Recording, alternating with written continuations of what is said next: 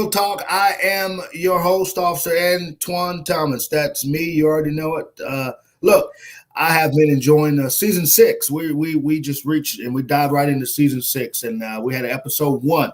I brought a good brother of mine. I call him my little brother, good friend, Zach Mashburn. He is a preacher's kid, very intelligent young man. I believe he may be around the age of 19, not even 20 yet that I know, but I know many of you heard that episode, watched it, and you talked about how wise he was. And he's a very, very well-spoken young man. And we had a good time. We talked about crime is out of control. What are you going to do about it? Part 4. We did part 4. I didn't realize we were going to do that many, but we did it. He gave me some insight. I gave my thoughts. And as I stated before, I think it was season 5 that I was going to bring more guests on the show, and I have fulfilled that. And today, as you can see, I have another wonderful guy that you haven't met yet. Many may know him. He is a podcast host also, very much of, I'll say, a motivational speaker if you don't say it self. But one thing about this brother that you see here, he is a man's man. He loves Christ. But here goes another important part. He is a wonderful, I call him all-star father. He is big on fatherhood. If you know this man I'm about to mention, Johnnie Calloway, you know him as being a pro champion for fatherhood. And we're going to dive into a little bit of his life. But what I want to say about my brother and friend is this, that he is the former state director of a great organization that him and I were a part of, and he's still a part, even though he's not in leadership, Blexit. He was the state director for Missouri, did big things, wonderful things there in the state of Missouri, and he's making things happen. And he, of course, he'll tell you what part of the state he's in. But I like to call this gentleman, and I'm setting him up very well. So I know he'll never let me down. But I like to call him an all-star father. Okay, he is the father of 7 children, and as we were talking, he has him and his wife has one that is about to hit this great world and this great country of America. And I know some people may say those two are probably not great anymore, but I want to say that it is, because we were born in the land of the free. So congratulations to you, my brother Johnny. But also, not only do I characterize him as a champion of fathers and an all-star father, he happens to has a great touch in the Black community as it pertains, even in the hood, as women are going to use that phrase today, of being well respected, coming from humble beginnings. But I'm not going to talk a whole lot about that. I'm going to let the man himself tell you. So, Real Talk family, please welcome my brother and friend. And by the way, we have been trying to coordinate this show for a couple weeks now, and and we made it happen. So, Johnny, man, I'm so glad to see you, talk to you again. And I am so glad to have you on Real Talk, man. I'm looking forward to the great conversation. How you doing today, my brother? I'll shut up. I'm doing good, man. I'm blessed. You know, thanks to God for allowing me another day on earth to be the best version of myself, and thanks to you for the opportunity to be on this show. You know what I mean? It's a privilege, man. You and I both talked off air that we have many people who watch our shows, and I can tell you how many guests who are lined up and reach out that want to come on the show, and I'm very selective about that. But before anybody, I had a brother who we needed to do a show together, but I said, no, I can't do it yet. I got a brother who I have to bring on my show, and I'm not bringing anybody else on until I get brother Johnny. So it's a privilege to have you on the day. Johnny, tell us a little bit about your background, man, where you're born, and the things that you have done and the things that you inspire and hope to do in the near future as we approach 2024. Man, born and raised Kansas City, Missouri. You know, I used to question why God gave me the life he did, but now I understand it was to build me up to be the man I am today. Amen. I'm blessed to grow up in an inner city environment, but I had 2 parents. So it's a lot of things when you're a kid, you really don't understand what you're going through and what you experience. But as you are blessed to enlighten as you ascend through this thing called life, you can look back and reflect on your trials and tribulations and turn them wounds into wisdom. But out the gate, we was a project baby. Mom and daddy was on drugs. Mama got her Section 8. Before she got her Section 8, we was in a homeless shelter. We got her Section 8. Section 8, you can't have a man. So I remember people coming through with the clipboard once a year doing an inspection, making sure my daddy didn't litter. So we would hide all his clothes, all his shoes. So it made me lack respect for him a little bit, just being real. I didn't respect my father like I should. He was an alcoholic too. So every night he got off work, got drunk, passed out. Now, as a mature man, I understand life is hard on a man, and he dealt with a lot of pressure. He had a lot of internal things going on, and I was wrong to judge him as a child. But my mom put me in the middle of their arguments. I had to start fist fighting my dad when I was 13 on behalf of my mama because they had real bad domestic violence. So I was, standing there fighting my daddy. He never hit me back, ever in my whole life. When I was 16, he was drunk and totaled out my first car. Also, when I was 16, the neighborhood drug dealer got shot on my front porch. This dude named Nate. I think he's still in jail now because when he got shot, the police came and got him and they tested his blood and he was wanted for murdering somebody else. Mm. But I still graduated high school, no lights, no gas, no water. And I had went on a Jubilee show in the past, and I had spoke about me graduating high school at 1.9 GPA, and a lot of people looked at that as I was ignorant, and I was in a home with no lights, no gas, no water. My mother and father had domestic violence, so I would be sitting in class, and I couldn't hear nothing the teacher was saying. Just my brain would be like, "Mama dead, Mama dead, Mama dead, Mama dead," and I would get up out the classroom and like run home, and I'm crying, tears down my face, and I get to the front door, open the door. And my mama sit on the couch watching all my children in a general hospital or something. But my anxiety was so bad because they always was fighting. So I always thought something was negative was going to happen. So I never really got to focus on school at all. It was just that was the last thing I was paying attention to.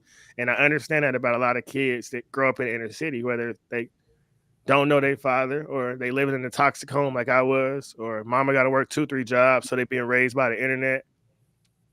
And I tell my children, really ain't no such thing as bad kids. It's just you copy your parents, and they don't know that they was raised wrongly. So you got the blind leading the blind, and until somebody step up and breaks that cycle, it's gonna keep repeating itself. But you also got to understand. Well, now I understand at least that somebody is always gonna profit off your ignorance. So it's up to you to look up to a better solution. And Booker T. Washington even talked about that. It's another class of people that always want to make money off this situation, make money off this thing. And I can just say God has blessed me with wisdom to look at my environment, understand it.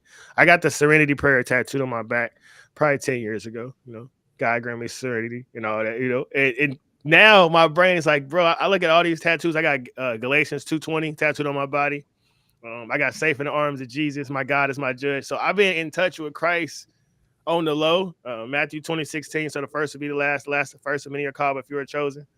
I was young, just getting art on my body, but now it's coming full circle, and it's like Christ was right there with me. Like every tattoo I got on my body, it means something to me, and I can remember where I was at in my life, how I mentally felt, and what I was going through. So I always say, man, you never are as alone as it seems, and even when you're going through the trenches and you're at the bottom, and even the people who come from rich environments, but they got a lot of pressure on them to be great. When you understand that God is always with you, it gives you like a different type of peace to navigate this thing called life.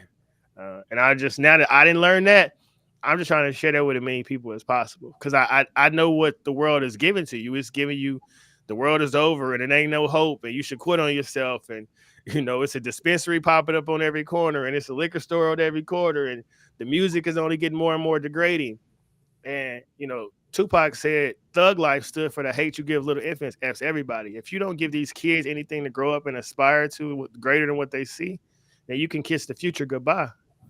And I see something that I was missing. I know I would have loved to have it me when I was a kid. Somebody who was just covered in tattoos, was playing basketball, was inspiring me to follow my goals and my dreams. I didn't have that in my environment.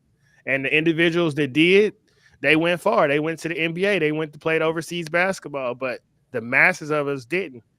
And the masses of people don't evolve from their environments. And that's whether you in a hood or you out in the trailer park. It ain't nobody to look to. It ain't really a color thing so much as the character thing. What do you see? And we spend so much time teaching white boys that they, toxic, that now they don't even want to be boys no more. We just spend so much time teaching these boys to be in hood and gangsters, all it is, to where you got kids growing up in $500,000 houses, but they want to carry a gun and be street. And like I told you, I was on 55th on the 13th and saw that drive-by and watched that man lay there dead in that front yard. I done seen a lot of people get shot, and I ain't never seen nobody laughing or dancing or bopping around like the rappers be trying to make it seem. No, they cry. They scream mama. They know this life is coming to an end. And I can't remember the quote, but they say we all have two lives, and the second one begins when we realize we've only have one. Wow. And I take this thing serious. I understand there will be one day that I don't get to see my children no more, that I don't get to pour lessons and wisdom into them. I don't get to guide them. I don't get to say, come here, let daddy show you, because my mom already gone. So I take life serious. Not that I'm an overly serious person, but I value the things that God gives you for free, because I can make $1 million, lose it, and then make 5 million. I can have the biggest house, lose it and get 10 more houses. I could drive the nicest cars, lose them and get 20 more cars. But no matter what I can create on this material earth, I cannot bring my mama back. And that's my motivation for being a great father, a great individual to anybody that I meet in this world, is because I never know when it's going to be our last interaction. I don't want your thought of me to be like, oh, well, he was this way or he was that way. No, man, I want you to look at me and see God inside of me as well as you. The biggest thing, and I'll throw it back to you, is, they say love thy neighbor as they self. And a lot of people forget that. We live in a society where if you go on social media, everybody leaving negative comments. Rappers always breaking diss tracks about each other. The political commentators don't be liking each other. If you love thy neighbor as you love yourself, how do you love yourself? Because I'm proud of Johnny and the work I've put in to become a better person. So I can't walk around being nasty to you, ugly to you. I can't stab you in the back. I can't do you wrong. I can't shortchange you, because I know the energy got to spin the bin and come back to me. And in the Quran, they say Allah protects fools and babies. So maybe it's a bunch of people that steal fools that's out here playing with that negative energy. But Proverbs 18:21, life and death in the power of the tongue. I'm speaking life. You can do your thing. You want to keep playing with that death energy, but 51.5% of rappers die in homicide. I don't think it's something to play with. Man, you have spit so much wisdom and knowledge, and everybody that's watching and listening, I believe I hit it on the nail when I introduced you the way I did, and I know you personally, and I want to hit something real quick. You say you don't. It's not that you're really a serious guy. To me, you've always, since I met you, you've been a serious man about business, but you also enjoy play, and it seems like everything that you do is very methodical, and it's also intentional, man. And let me tell you something. You're right. You're a product of your environment, but you also bring the other aspect to this conversation, as we say, a product of your environment, but doesn't mean that you have to stay a product. You can show that this product has either become good or has become bad. And you're like myself, who grew up in the two-parent household. My parents are still together. Fortunately, they were living by those Christian principles. So I didn't see fighting, didn't see drinking, and didn't have to worry about was my mom hurt or dad hurt. Never had to have those interactions. And I'm blessed to say that just that alone is good enough for me. If I'd never reached the millionaire status, having a good grounding, a foundation of parents, and I'm very appreciative to my parents. Shout out to Benjamin Thomas and Marceline Thomas, who've raised me, my brother, my two deceased brothers now, my sister, who's the oldest, in the right way. And so we wouldn't depart from the faith and the knowledge they taught us. And now they're playing a big role in raising my two nephews whenever they have the opportunity to see, share, and spend time with them. To piggyback off you said just a little bit, I always thought as a child the reason my parents had such bad domestic violence is because they wasn't married. Like I grew up old school, so they said if your parents not married, you're a bastard child, so you live in hell. So I thought like our home was a representation of hell because they wasn't married. I had my first 4 children and I wasn't married, and I went through a lot with their mamas, and I had to go to my parents and forgive them. And when I forgave them, I feel like God forgave me. And Wow. the reason I'm currently married to this day is because I wanted to set a proper example for my children. I wanted my daughter to see how a man should treat a woman every single day. And I'm not perfect, so I don't want to make it seem like I'm just this holier than thou husband or father, you know what I mean? But I knew I wanted to be different from the environment that I grew up in. And it's a constant struggle and constant battle. But yeah, so hearing you say that godly principles, man, my parents, we never talked about God. The only time we went to church as a kid when we was begging for money or trying to get, going to the clothes pantry or the food pantry. So I had a negative perception on religion, on Christianity, on Christ. But as I've evolved in life, I've learned that it's a phone call, not a conference call. Wow. So if you're looking at the next man to get your wisdom from God or figure out what your message is from God, then man will mislead you. But God is the same today, yesterday, and tomorrow. So I just had to evolve in my thinking. And I don't judge people because it was a time when I didn't know what I did. So they may think they on the right path and they bumped their head. let the dead bury the dead, and I got to keep moving in the right way. Powerful. You said something else that was mind blowing. You see this with a lot of athletes, celebrities, and I always use Drake as a example because a little bit that I know of him, how his father was not there, absent, but of course his dad reapproached and reappeared when he became this great celebrity of a person, status of a musician or rapper, whatever you want to call it. He forgave his dad, from my understanding, and brought him into his life, and of course, in his adult life, and he's now taking care of dad, I'm sure, as far as financially. But you said something. You had to, you were judging prematurely just by what you know and felt. But then when you got into those shoes, you understood and you asked for forgiveness. Man, that's powerful because most people do not. And you know better than I know. Obviously, we see the jerseys behind you. You're a big basketball fan. You got a lot of black. This is where I have the problem with our black men in football. Colin Kaepernick and even LeBron James made comments. You have a power to change the mindset of young people who've been in your shoes, and you tell them that the white man's preying on you, beating on you. They're the slave masters, and then you talk about the absence of a father and how that you made this on your own was just mom. No, dad played a role by obviously impregnating the mother with the sperm, and you may not give him any credit. My mom said something the other day, speaking to someone's mom, how they always bring up the past. They're adults now, living great life. They bring up the past, what mom used to do. My mom said something very profound. She would tell this individual, you shouldn't judge mom based on that. Yes, she did this, but you should thank her for one thing, giving you life. Obviously, God giving you life, but birthing you and not aborting you. And I said, wow. In which my mom's a very methodical, wisdom-based woman, very smart. And she's a woman who has many words, but her words sting because she'll hit you where it hurts. But I actually, what's the phrase I want to use? I reflected on that, and I was like, wow, that's powerful. Now, whether that lady received it or not, my mom's right. She could have killed you in the womb, but she had you despite living in the projects, not having this, and now you are able to do and buy whatever you want. You live a good life. You raised your daughter in the right manner. You're married. But that speaks to who you are, because a lot of men, black men, and I'm using that because that's what the world's pointing at us. Our black men are telling us that just because you don't have dad in the home, you won't be this. And if you are this, mom made all this possible. We got to remember that things happen for a reason. No, man, my daddy, my best friend now. I wouldn't be who I am without my father. True story. And I've always said, when they make it to the NBA or the NFL, she was a strong black mama. But the minute they get murdered or they're selling drugs, because he didn't have a daddy. And I say, if you want to take credit for the failure, take credit for the success, you got to take credit for the failure as well. That's correct. It ain't one side or the other. Colin Kaepernick was adopted. So I think, kids that don't know their father, they really at a disadvantage when they biracial because the white side is trying to overcompensate. So they're going to throw a bunch of James Baldwin down his throat and, Martin Luther King, and they ain't going to give him no Malcolm X, no Manny Johnson, no Carter G. Woodson. So he going to be imbalanced. He going to know about W.E.B. Du Bois, but not Booker T. Washington. Right. LeBron James, he didn't grow up with a daddy, but he knows since the time he been 6, he done had 45 coaches around him, molding him and letting him know what to do and what not to do. So you always going to get the one-offs who don't have connection to their source.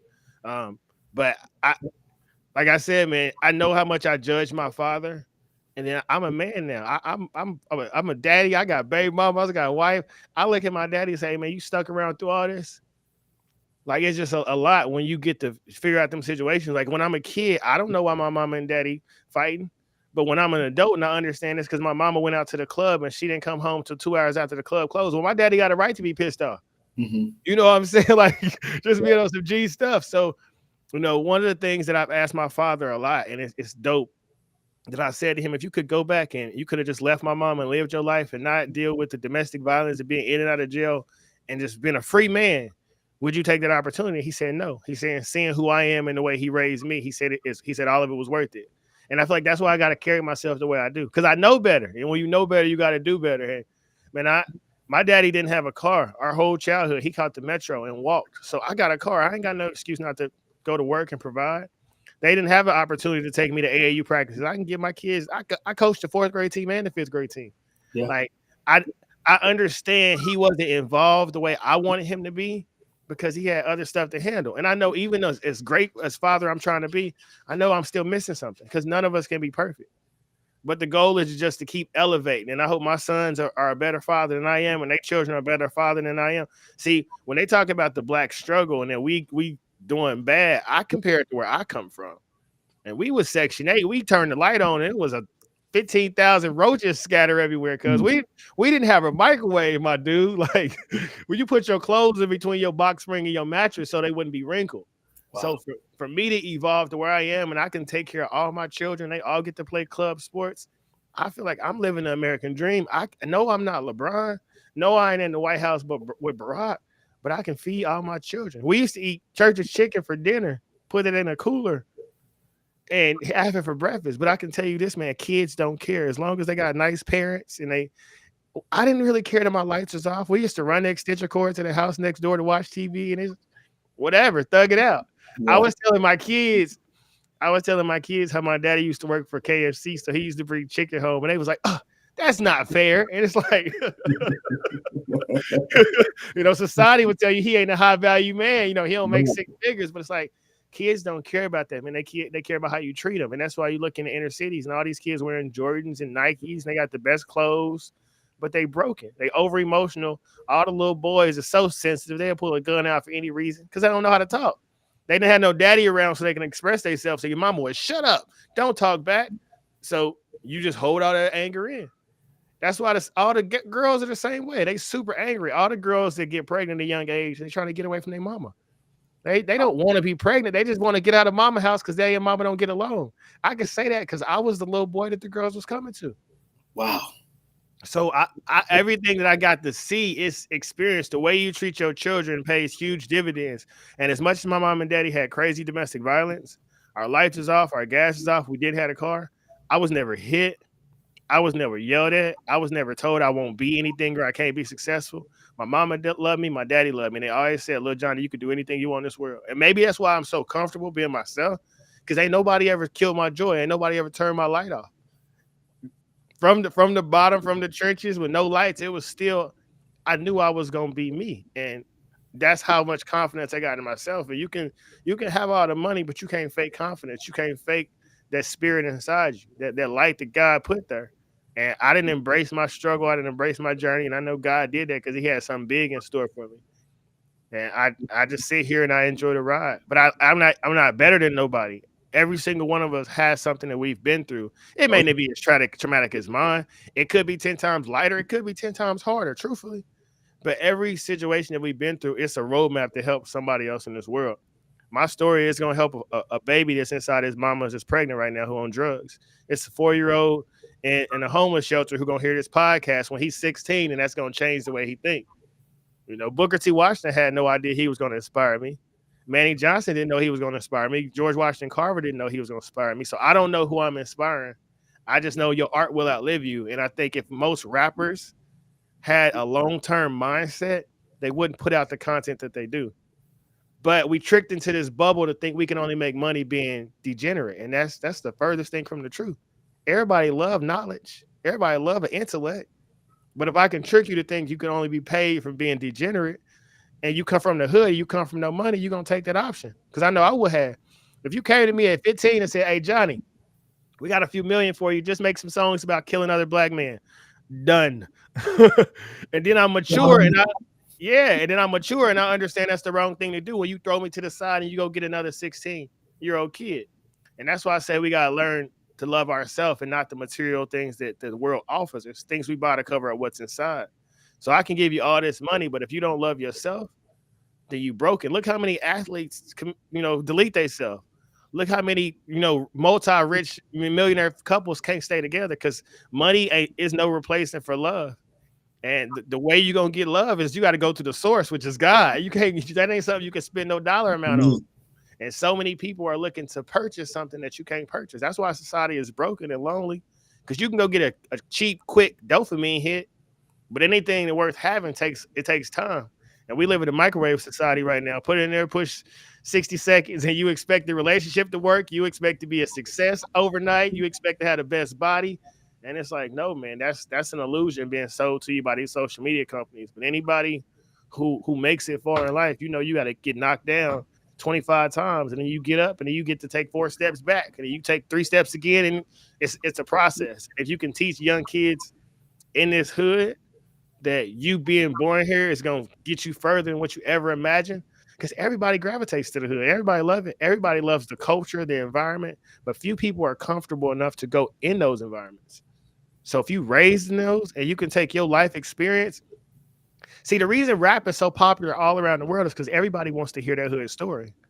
The problem is when you sit them on a podcast like this, they can't articulate themselves. They can't put 5 words together. That's right. I can articulate the hood.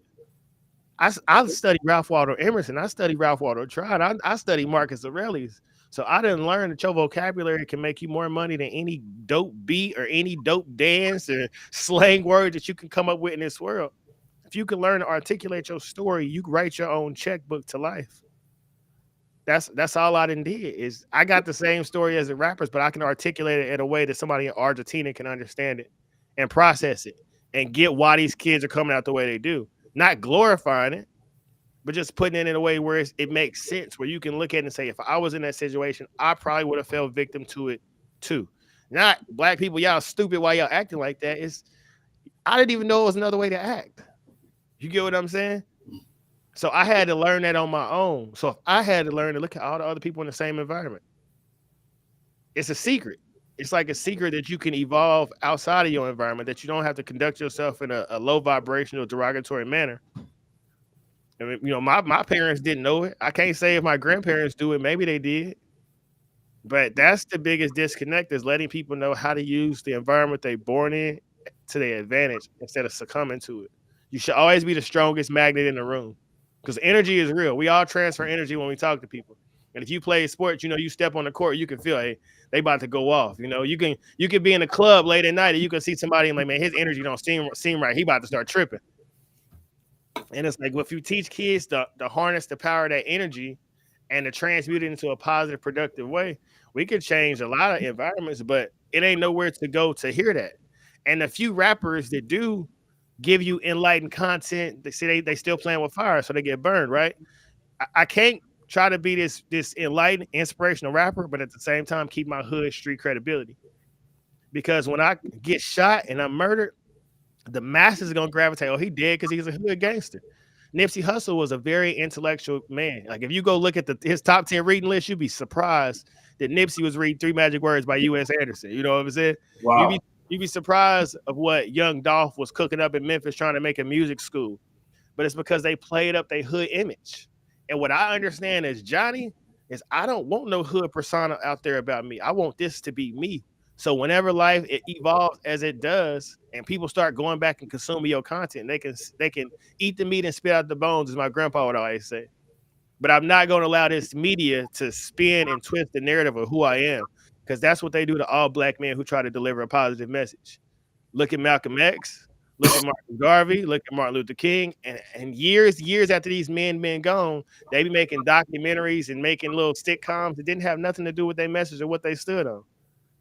So what I'm doing now, while I'm vigilant of that, I'm controlling my narrative as much as I can. And I think all men, if we understood that, we start moving differently. See, I didn't know that when I was 25 with the rims on the car and the gold teeth in the mouth and messing with 4 or 5 women. I didn't know that was a part of who I was. But, Jesus forgives all sin. So it is what it is, and you keep moving forward. But once you know better, you do better. And it's all about just teaching the people in the hood to do better. And not even just the hood, right? Because you can, like I said, you can go to the trailer parks. You can go to the Mexican people where they are. We all are a product of who loved us and who didn't love us. And for some reason, the people who don't love us have a bigger effect on us. You know what I mean? Absolutely. So when you think that you ain't nothing because you black or because you don't know your daddy or because you come from the poor, well, then you acting out of pure anger, but you ain't really hurting nobody but yourself unconsciously. Very well said. Very well said. When you look at all that and you dwindle it down, that is what society is missing in our culture, our world. I didn't even give the title to this show yet. We've been moving so rapidly and powerfully. Many, if you are listening to the show, you're wise and you enjoy the show for the wisdom that we bring. So you already have an idea of what we are discussing. The title of today's show is this: Parents, Are you raising your kids to be good, productive citizens? That's what we're talking about today. I think everything we've mentioned have hit right on that topic. But I want to very brief bring up a scripture in our Christian religion, in Proverbs, the book of Proverbs, chapter 22, verse 6 says these words. It says, train up a child in the way. So obviously they used the gender specific, but it wasn't just speaking for a male, but it says he, that translates to her as well. So I'm going to say, train up a child in the way he or she should go. And when they become older, so I'll stop there and say that when you have started off training them like Johnny's doing, like his parents did, grandparents did, my parents did, their parents did, it goes on, did to instill principles, Christian faith, first of all, how to be a good steward, how to be a law-abiding citizen, how to listen to the parents, how to listen to adults, how to listen to your guardians, your teachers, how to respect the police, because this is a police-centered show. Train up a child in the way they should go. So you start them out early. And so that second part says this, that when they get older, and Johnny, you've talked so much about that. When you've gotten older, you become, as we all know, when you were young, you're not as wise, which is why transgenderism, homosexuality, and all the things that we're teaching CRT to our young generation, and their minds are not strong enough to understand and comprehend these things. And when they're mutilating their bodies. Of course, we see right now there's many people around this country. Don't let the media fool you that are saying, I wish that I would have not done this to my body. They want to reverse it because they got older, they got smarter, they understand what really happened. So when you train up a child in the way that he should go, I'm gonna shut up after this. When he's older or when she's older, they won't depart from that. What that is saying is the principles that you have instilled with them, no matter if they are in the midst of hanging out with friends and somebody tells them, let's go rob a bank. In the midst of going to that bank, getting out with the gun, walking up to the door, and something, a still small voice, whether it's mom, dad, or just a scripture comes in mind and say, oh my gosh, I cannot do this. They back away. Y'all go in, you do it.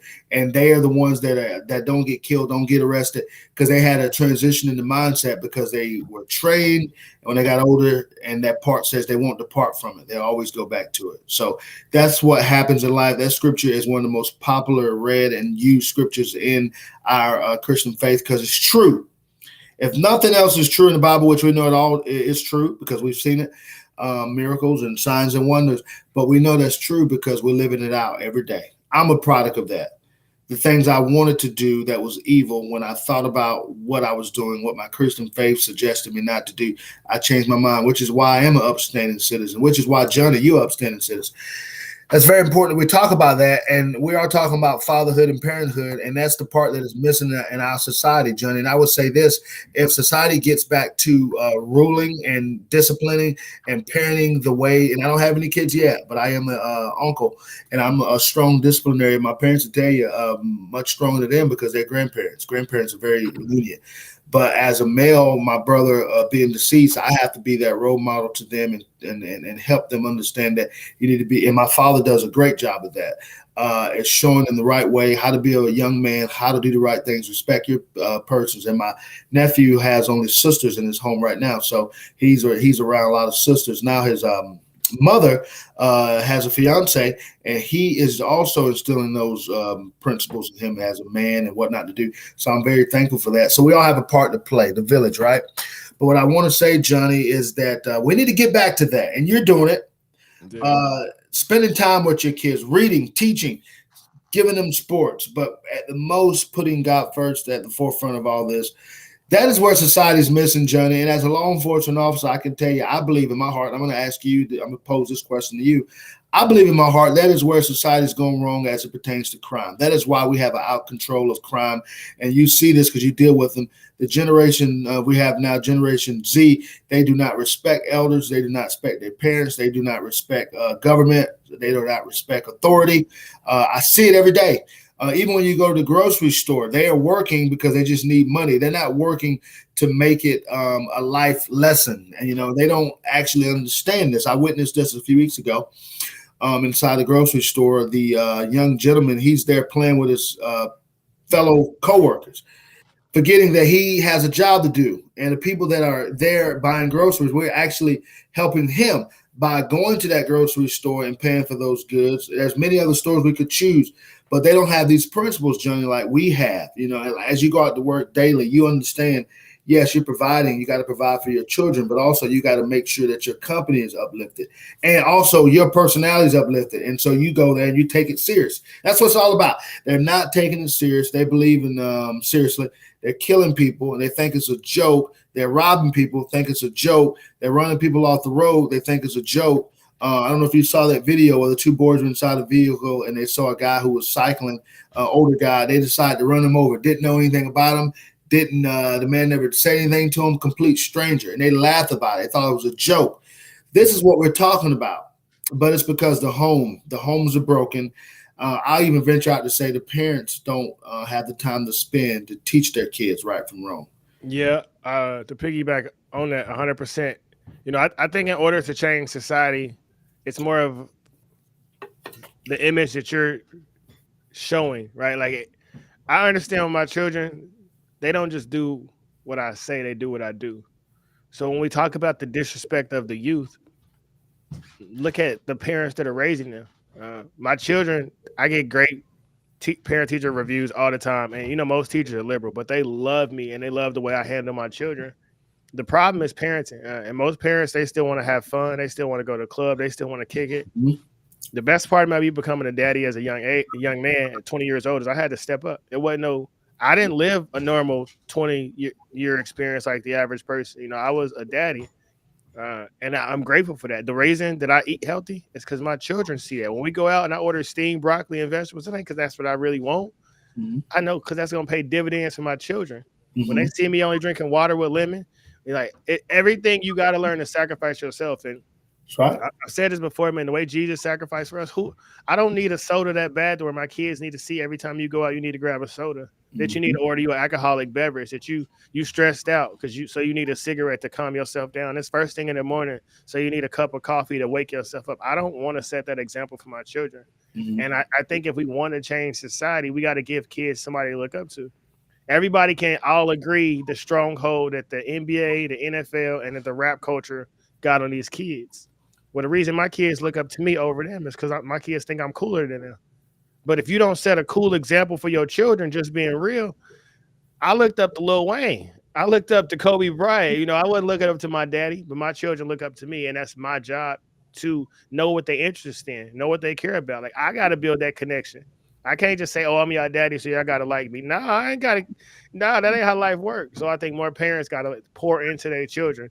And As a Man Thinketh by James Allen, he said your mind can be a beautiful garden or it could be weeds. And most people, they're not pouring into their children. And the tablet is pouring into their kids. So like you said, the transgenderism is taking over, the homosexuality is taking over, the disrespect is taking over, because that's what's been poured into those kids' brain. They're not seeing nowhere around them a proper functioning relationship or a couple. They seeing men sneak in and out of mama's room late at night. They seeing daddy with 3 or 4 girlfriends. So because they seeing all that, they think it's normal. And I was a kid, and it was, transsexual prostitutes on the corner of Truce when I'm walking to go play basketball. So I thought those things was normal too, seeing John stop and pick up women up. I had to grow up and realize those things was wrong. Mm-hmm. And so the younger you introduce children to these behaviors, the harder it is to overcome those vices, because we all know how demons hold on to us. So, 100%. Yeah, so it's like, in order for the children to really become better, the parents got to be willing to come better. And they got to be willing to let go of their bad habits, which I can't see the parents wanting to do. You are 100% correct. And as we wrap up this show, and I'll tell you this, I want to do a part 2 to this, you and I again. If we're able to do that, you just got to consent and say, I'm ready to do it. We'll do part 2 because we have done and said so much. I'm so, as we've been talking the whole time, I'm sitting here excited to get this show out because people, I'm telling you, it's in my heart. I believe it. I'm stepping out on faith. People are going to really take heed to this conversation and really enjoy the show. I always say every show I do is the best show, but I'm going to say this on record, and I'm being 100% genuine as I always do. But this show here, it will take the cake because this is something that society's missing. and I believe everybody should listen to it. Johnny, do your part to get it out on every platform you have and send it to everybody. Once I release it, I'm going to put it on every Facebook group that I'm in, and of course on my Facebook, it goes into the YouTube, it's going into LinkedIn, it's going into Spotify, Apple, it's going everywhere.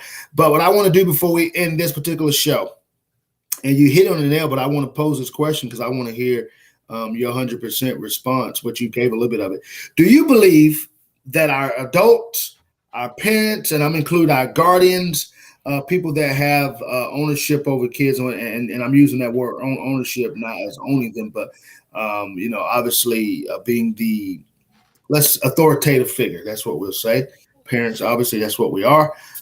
Whether you're uncle or auntie, a big cousin or whatever, a family member within that tree, or just a guardian, foster parent. Do you believe that these people I just mentioned should take a big portion of the blame as it pertains to our child's or our children's behavior that we're seeing across the country in 2023? Yes and no, right? And I say that because you can only go as far as yourself, right? And my parents, they did the best they could with the knowledge they had. And we can place blame on other people, but once you become an adult, it's up to you to be responsible for your life. And one of my favorite quotes is, if we all take the time to sweep under our own feet, the whole world is clean overnight. So once you know better, you got to do better. We can look at, what they didn't do, but you got to understand that what they went through and what their trauma was. I judged my father a lot until I figured out his situation. And then it made me look at him with empathy. So yes and no, because yes, they can set a better example, but once you know better, you got to do better. And there's a lot of adults right now that still don't know better. They still broken. Like they walk around, they 45, they 55, but they still a 13-year-old kid on the inside. They still heartbroken over that boyfriend that broke up with them. They still sad over that big mama that died. They never recovered. So it's hard to look at somebody and really know what's going on with them. But I say a lot, if hurt people can hurt people, I truly believe that heal people can heal people. And I've been able to heal myself through all my trauma, and I'm just doing my best to share love and light with the world. I love it. Second part of that, and I've been smiling because I said genuine answer and you gave it, and I knew you were going to do that. Let me ask you this. Is it possible, and it aligns with what you just said, is it possible that some people choose evil, and that means, breaking, the law, driving drunk, killing, shooting, stabbing, robbing, whatever it may be, even though they have been trained, and I'm talking about by their parents, guardian, all those people I mentioned, and raised properly to be a good citizen, just because that's what they should do. Their Bible tells them, it tells us this, that they are of the Christian faith. Or is it their disconnect? Somewhere, we don't know where that lies because we don't know everybody's intentions. Is there a disconnect that we obviously may not know about? So do you think that raising in the home, I'm going to use myself as an example, raised in a Christian environment, a very strict but loved environment, had freedom, but my parents, there were certain things I wasn't going to do just because I was afraid. I'm the baby of the family, so I watched my brother do things out of spite and get in trouble and get whooped. And my mom was the enforcer. My dad was one we ran to, the opposite of most people. My dad was one we ran to because he didn't get many whoopings. My mom and her siblings did. So my mom whipped us, and so we were afraid of my mom for whipping. We used to run to dad for safety, as any child should do, because their dads should protect us. Save us from this beatdown that's going to happen because I was bad in school. Daddy, matter of fact, Daddy, here goes the belt. Please just beat us. And my dad sometimes would tell my mom when she got home from work, I took care of that situation. Really, it was just one belt smack compared to my mom. You're laughing because you experienced that, right? Now that's me with my kids, but I tell them my job is to keep them out of trouble from their mama. That's 100%. And what we got to also talk about spoiling, sparing the rod and spoiling the child, because we know that rod was a correction. And I can tell you that it was very much used in my growing up. And again, I saw my brother, my mama tell you, and my dad tell you, saw my brother get a lot of whipping. So I didn't get many because I learned, I was a little smart to say, oh my gosh, I don't want that kind of beat down. I had a few of them, but that belt did a lot of correction, and maybe not a belt, but of course, some type of correction where a kid understands you can't do that. And you're a father, so I'm sure you've done this, and we'll do it. When you're a little baby, obviously, they don't comprehend. You can't whoop him because you're not a violent or radical person. You maybe pack them on the hand. don't touch that. And they understood maybe after the 14th pap, oh my gosh, I cannot do this because I'm tired of getting a little pap on the hand. I don't know what that's about, but apparently I'm doing something wrong. That correction, it was built into the Bible for a reason, and it worked. So a lot of parents are not doing that. But do you believe that it could be just a disconnect? They're growing up in a great society, Christian family. Everybody had the same rules and regulations.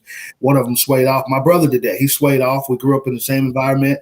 He decided when he got older he wasn't going to go to church anymore. That didn't mean he didn't have a relationship. He just didn't want to go to church. But he dabbed a little bit into the gang life, and he never committed a crime where he killed anyone. Praise God for that. But he still grew up in an environment that I was also grew up. I turned out to be a police officer, not perfect, but a cop. He chose a different path. So do you think there's a disconnect with that person, that these things happen on occasions? Well, so I read a book.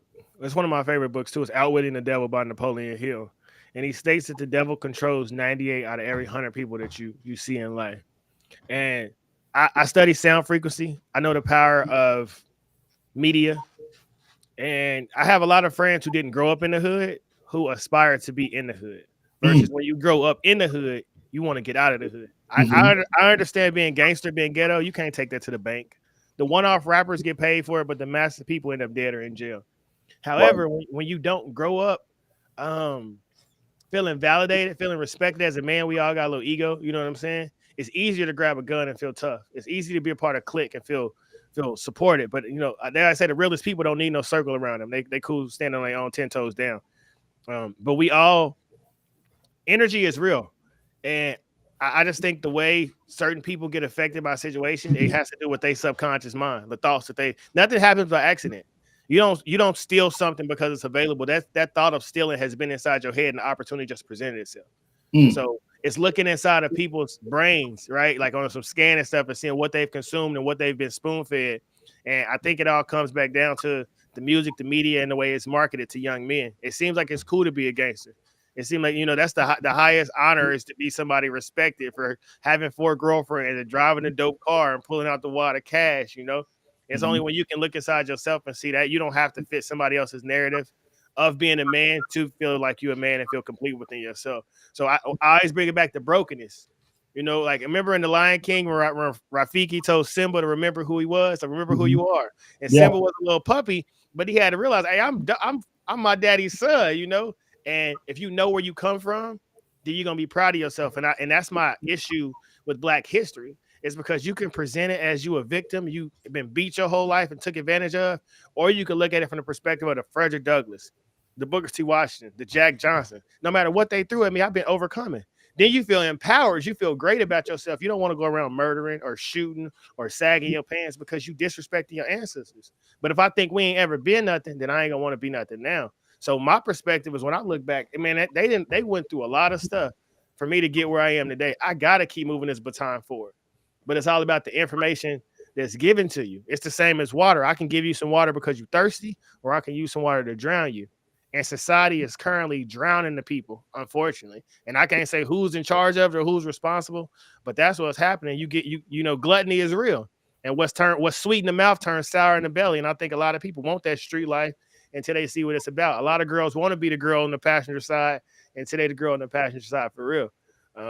So it's all the illusion, the yin and yang. We always want what we can't have. And I think that's the paradox of being a human. Is me growing up in the hood. I wish I could have grew up in the suburbs and went to a private school.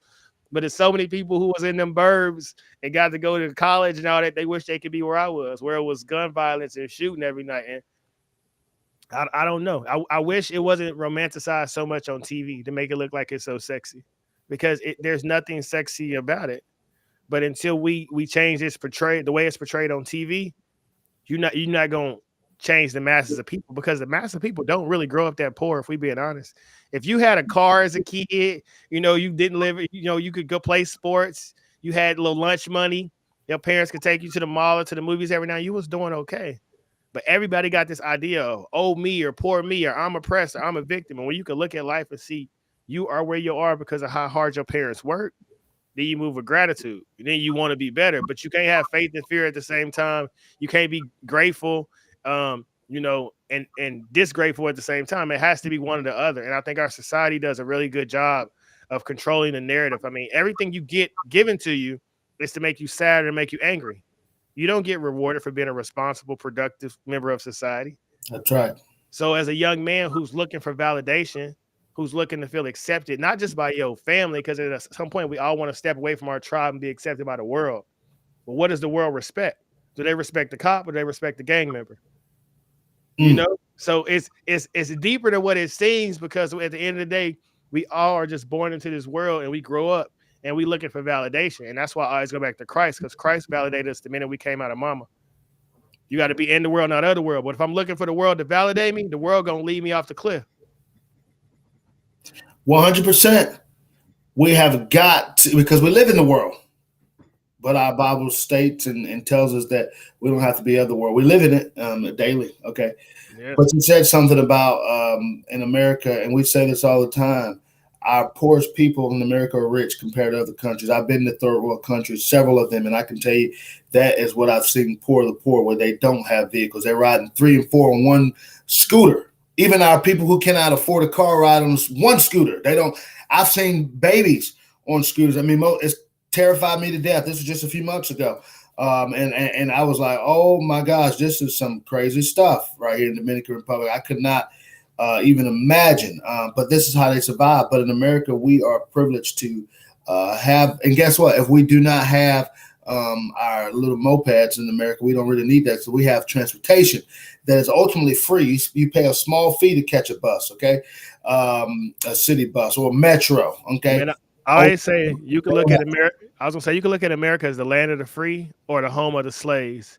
And I believe, as Ralph Waldo Emerson said it, Napoleon Hill said it, you become what you think about. The Bible said, as a man thinks, so is he. So I choose to think big, to think blessings, to think abundance, to think prosperity.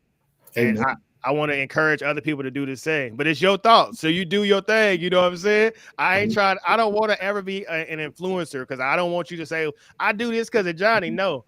I'm encouraging you that if you're tired of living on that negative frequency, then just try something different. Just turn the channel if you're tired of watching MTV. You know what I'm saying? You tired of supporting the Lakers, start supporting the Knicks or something, you know? Switch it up. You live in the land of the free, great opportunities. Things are at our fingertips. Look, we got to go. But I'll say this. This show has been fluid like I knew it would. It has been very productive. It has been very informational. It has been very encouraging. It has been very motivating. But the most part that I want to leave everybody with, it has been real. This is real conversation, because this is real talk. And I am your host, Officer Antoine Thomas. And as I always say, you need to reach one, teach one. Lord, continue to please bless our men and women that are serving in our United States Armed Forces around the country. Of course, in my great profession, which I love, law enforcement. Please bless the men and women who are wearing the blue uniform. And also, as we continue this war, or I should say but as Israel continues to fight Hamas, I know there was a pause in the war, but of course, we know the fighting will again start again. And so we want to pray for everybody who's there to make an impact. And to my brother Gotti, who's there, who has volunteered his time to continue to fight with the IDF, I pray that you are safe and sound, and everybody in Israel, that obviously prosperity and victory will be accomplished at some point. And we pray for our country as a whole. And until we do this thing again called Real Talk Podcast, Johnny, I enjoyed it. I thank you for the opportunity and the time to be on the show. And again, let's do it again. Until then, we'll see you all very soon. Y'all take care. Yes, sir.